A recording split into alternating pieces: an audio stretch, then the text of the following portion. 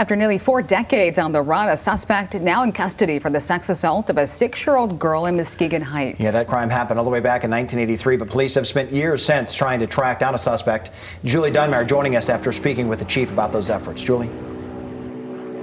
Derek and Janice, it's the worst kind of case. Criminal sexual conduct, first degree against a 6-year-old little girl. Muskegon Heights police saying this renews their hope for justice in this case after an arrest after 37 years.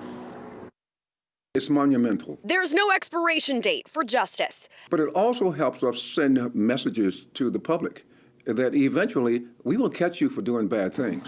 At the Muskegon Heights Police Department, they know that all too well. We've retrained the police department, and now we don't ever close a case of a hideous crime. It's always open. And because of that, this man, Dale Rose, is now in custody, linked to a cold case from 1983. And it came to me through people calling the police. The case is one of the worst. Rose is accused of raping a then 6-year-old girl. That little girl is grown now and doesn't live in Michigan.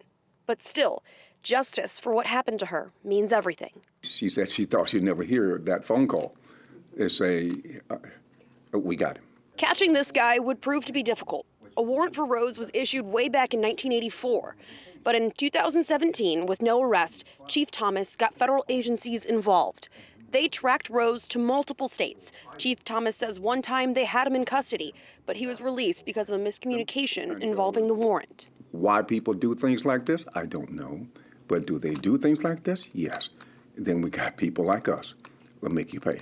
The department didn't give up until they arrested him in Tennessee earlier this month.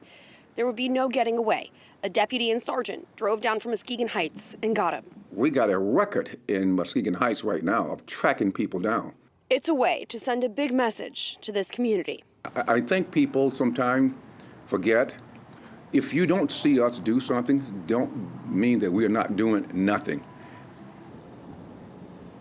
And that suspect is currently being held on $200,000 bond in Muskegon County Jail. Of course, he is innocent until proven guilty, but Muskegon Heights Police Chief again saying that this is just another way for them to renew their commitment and show their commitment to bringing justice in these kind of cases with arrests. Reporting live in Muskegon Heights, Julie Dunmire, Fox 17 News. Right, Julie, thank you.